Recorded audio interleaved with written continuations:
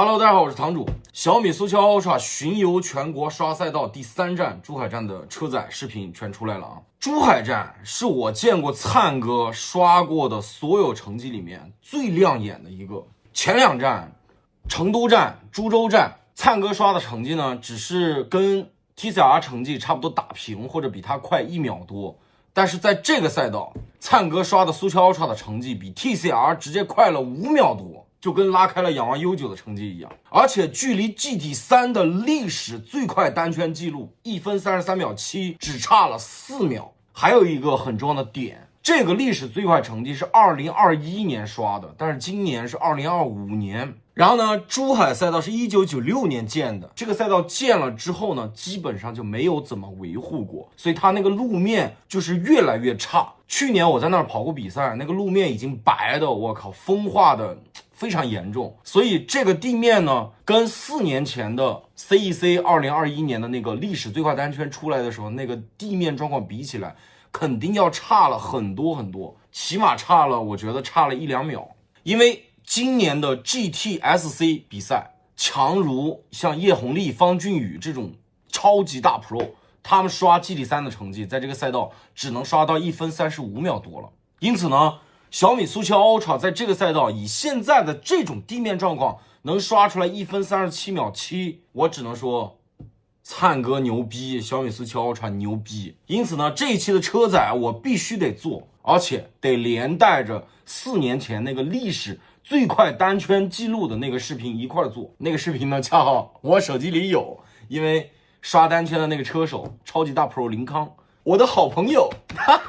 那废话不多说，我们就直接先上车载吧。来听听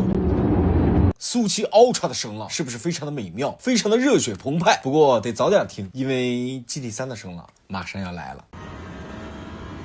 行吧，我们还是来比比提速吧。那老规矩，因为2台车用的计时器计时点不一样，所以我们还是先在赛道上找个参考点，把它俩的起点尽可能对齐。那一切准备就绪 ，Let's go baby！ 2台车都像炮弹一样冲向了1号弯，上面的苏七 Ultra 尾速更是达到了丧心病狂的284公里每小时，这是我这一辈子都没有开上过的速度。灿哥大概在250米左右刹的车，这一脚下去，应该火星子都踩出来了。而 GT3 还在加速，直到120左右才刹车，尾速是246。它的尾速虽然比苏乔 Ultra 低了38公里每小时，但是它因为车重只有1吨2左右，比加了80公斤防滚架达到了2吨4多的苏乔 Ultra 轻了足足1吨2，因此它的刹车点非常极限，120左右就够了。而到了1号弯的弯心，苏七 Ultra 的最低弯速是82公里每小时。说实话，这个弯速哪怕对于油车来说都不算低了，但是下面的 GT3 赛车，它的弯速直接比苏七 Ultra 高了10公里每小时，而且1号弯都还没有过完，就已经把苏七 Ultra 给超掉了。这就是顶级 GT 赛车的恐怖实力，不仅轻，弯速高，而且还有着极其恐怖的下压力。但是说真的，被 GT3 打败并不是一件丢脸的事情，因为一台街车的圈速能拿来跟这个地球上的顶级 GT 赛车比，这个街车本身就已经赢了，因为换做其他街车来，只会输得更难看。而且小米提速是真的猛啊，出弯之后就这么一小段直线，它的尾速就已经到了210公里每小时，此时它其实已经追到了 GT3 身后了。然而右前方的3号弯，这个弯对于几乎所有油车来说都是全油门假弯，但是苏七 Ultra 提速还是太猛了，电车的车重也太吃亏了，所以居然还得轻踩一脚刹车才能过。但是底下的 GT3 赛车能一路全油门，此消彼长之下，苏七 Ultra 就吃了大亏了。不仅弯心的速度从210掉到了181，而且对手因为能一路全油门，已经升到了212，两台车在这个弯速就差了31公里每小时。因此到了扫弯的时候 ，GT3 尾速226，但小米苏七 Ultra 马力也是真的猛，就这么一点点小直线，尾速就来到了217，刚才还差 GT3 31公里每小时的尾速呢，转眼之间就只差了9公里每小时了。而过了4号弯、5号弯之后，前方的6号弯同样对几乎所有的油车都是全油门弯，下面的 GT3 更是离谱的，在遇到慢车把线路给挡的情况下，依然轻松全油门通过。但是小米苏七 Ultra 在过刚才这个弯呢，却依然要刹车才能过。上方的小米弯速179的时候，底下的 GT3 速度是209，双方差了30公里每小时，充分说明了这2个高速弯就是小米苏七丢时间最多的地方。但是问题就来了，如果是过低速回头弯呢，那前方的7号弯就恰恰好是低速回头弯。那两台车重刹之后 GT3 的弯速是55公里每小时，而出人意料的是 2.4 吨重的苏7 Ultra 弯速居然是56公里每小时，竟然比使用光头胎的 GT3 还高。说实话，这真的很难解释啊。GT3 的确比较吃空力，所以它在中高速弯相比小米苏7优势巨大，但是在低速回头弯，即便再没有优势，也不至于比一台 2.4 吨重的电车弯速还低啊。所以呢，这个事儿就只有两个解释，要么就是这个大 Pro 车手林康在这个弯踩到油失误了，要么就是我米第一车手灿哥技惊四座，车技逆天。看到这，我真的好想在我灿哥身边跟着好好的开车，好好的学习一番。OK， 言归正传，大家注意一下，此时此刻两台车的时速差距56对116，差了60公里每小时，对吧？但是接下来这段并不算太长的直线，大家可以见识一下小米苏7 Ultra 的直线提速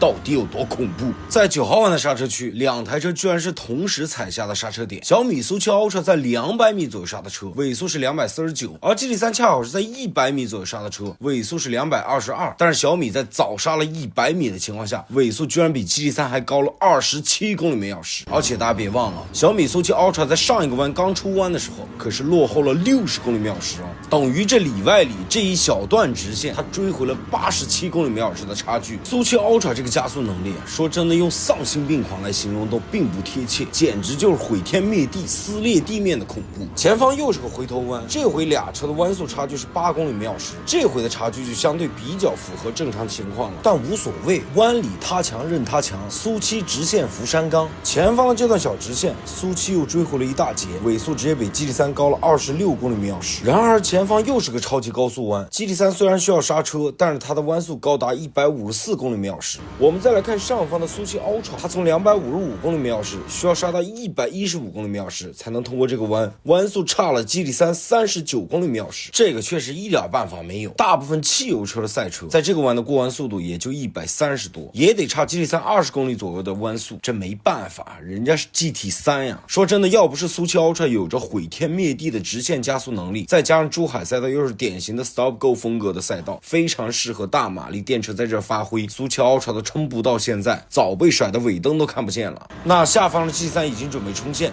最终圈速1分33秒7，上方的苏7 Ultra 也已经冲线，最终圈速1分37秒7。那车载看完，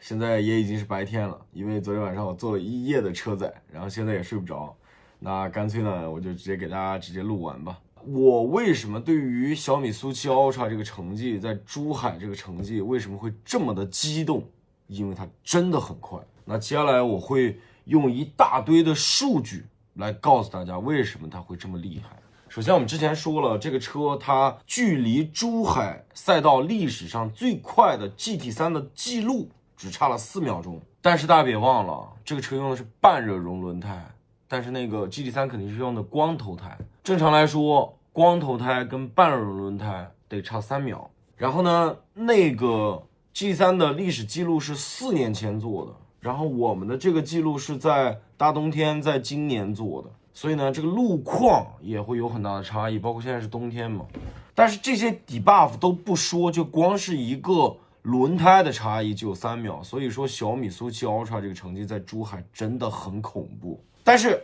我觉得说到这里啊，有可能很多朋友连 GT3 是什么可能都不知道，就是我不做过多的科普了，我就简单说一个事儿。 FIA 旗下的 GT 比赛目前只剩下3种规格，一个是 GT3， 一个是 GTC， 一个是 GT4。 GT3 是其中最快的。那 GT3 什么意思呢？它就是用当下很多的超跑品牌旗下的一些高性能的车子或者超跑为基础，说白了就是要他们的壳子，然后就着他们的壳子做出来的一个纯赛车。比如说你家里面有一台法拉利296，这个时候法拉利的工程师，对吧，在周一到周五只用法拉利296的这个壳子，然后它里面的那些所有的东西全部都用赛化的改装件，底盘全定制，拆空偷轻防滚架，一系列赛化的东西上去，再上一套非常牛逼的空气动力学套件。GT3 的空气动力学套件夸张到什么程度？一个180斤的成年人站在上面一点问题都没有，纹丝不动。再给大家说一个比较形象的东西，全世界的车手，如果你想在赛车这个行业里面好好的有所作为，单就场地赛车而言，你只有3条路可以走。第一条就是学周冠宇走方程式的路子，从卡丁车开始练起，然后升到 F4、F3、F2、F1。第二条路子就是房车，房车呢也是从卡丁车开始起步，或者模拟器开始起步，然后跑100匹的小马力车、200匹的小马力车、350匹的前驱 TCR， 然后再转到 GT4、GTC、GT3， 差不多到头了，对不对？往上还有一个就是原型车，但是原型车挑车手非常挑车手，就是叶一飞跑那个勒芒的原型车啊，基本上选不上，所以大多数人这辈子到了 GT3， 差不多你的赛车生涯就到头了。然后第3条赛车的路子呢，就是比亚迪公布的那个智能 AI 无人驾驶，将来有可能会吊打这个对吧？这个其他的车手啊，颠覆整个赛车行业。但是这个路子呢，因为它用不着车手，所以跟车手没什么关系。那这个事呢，咱们就 pass 掉，只有前面2条。那如果说到这里，大家对于这个成绩还没有概念，我再给大家举几个例子啊，就比如说去年10月份的时候，珠海举办过一场 GTSC 的比赛，来了很多的大 pro， 包括叶红利、方俊宇。叶红利呢，我给大家简单介绍一下，很多人说他是亚洲最牛逼的 GT3 车手。方俊宇呢，是中国香港第一个 F1 的实习车手，曾经无限的接近成为一个正式的 F1 车手，就跟马清华一样。然后这个人也非常厉害。然后我们可以看一下他们在去年10月份的时候，在珠海这个赛道用 GT3 跑是什么成绩。而且这场比赛啊，你们心心念念的王一博啊，小博博也到了现场来比赛啊，他的排位赛的成绩也出现在了我手机里面的榜单里啊。大家把这个视频长按1键3连，我马上给大家公布哈。排位赛呢，最快的单圈方俊宇做的1分36秒1 GT3 赛车，比苏七 Ultra 只快了1秒6。第2场排位赛呢，最快的成绩是叶红利做的，最快单圈是1分35秒7，比苏七 Ultra 快了整整2秒。那你们关心的王一博，他在排位赛当中的最快单圈是多少呢？1分39秒5啊，虽然距离大 Pro 差了3秒多，但实际上这就是一个正常的 AM 车手的正常水平。比较有天赋的才能做到比大 Pro 只慢3秒多，没有天赋的那都是10秒开外、8秒开外这种。但是这场 GTSC 呢，他们出现的最快单圈是1分35秒2，是在赛前试车的环节做的。李东升、李东辉2兄弟啊，他们这个车组做出来的。第3个可以给大家参考的案例是 TCR， 株洲的 TCR 的历史最快成绩是1分42秒多，具体是多少我就不查了，反正呢比苏七 Ultra 慢了5秒。而且在我们国家2018年以前，我们的 CTCC 是不用 TCR 的，那会儿也没有 TCR。那会儿我们的 CTCC 用什么车呢？用600万一台的军备竞赛时期的超级前驱车。那个时候中国的 CTCC 赛车氛围非常的浓郁，各支厂商齐头并进啊，各种卷。我跟你说，排位赛，单排位赛，1颗发动机跑1场排位赛，跑完了发动机就不要了，直接换。一场比赛用1颗发动机，跑完了发动机就不要了。因此他们当时的功率可以输出到非常大，那底盘都是 CNC 加工的，什么各种东西那都是用完了试完了用，只要调到最好的水准。所以那个时候的 CTCC 很多车队的车比现在很多 TCR 都快。那个时候600万一台的超级前驱车在珠海赛道18年的时候，有顶级大 Pro 叶红利做的成绩1分42秒尾，还是比现在的苏七 Ultra 要慢了5秒多。那第4个问题，这个车为什么能在珠海这么快呢？很简单，珠海赛道是一个典型的 stop and go 赛道，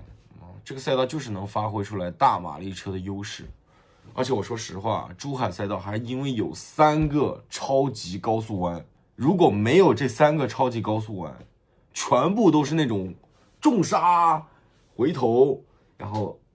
加速全油门，重刹回头加速全油门。如果都是这种弯的话，很有可能只用半热熔轮胎的情况下，小米速七 Ultra 就能无限的接近 GT3 的成绩，一点不带开玩笑的。因为我看了一下车载，小米速七 Ultra 在那3个高速弯，我觉得它每一个高速弯损失起码1秒，3个高速弯3秒，绰绰有余，真的。所以我到现在我都觉得小米速七 Ultra 在株洲的那个成绩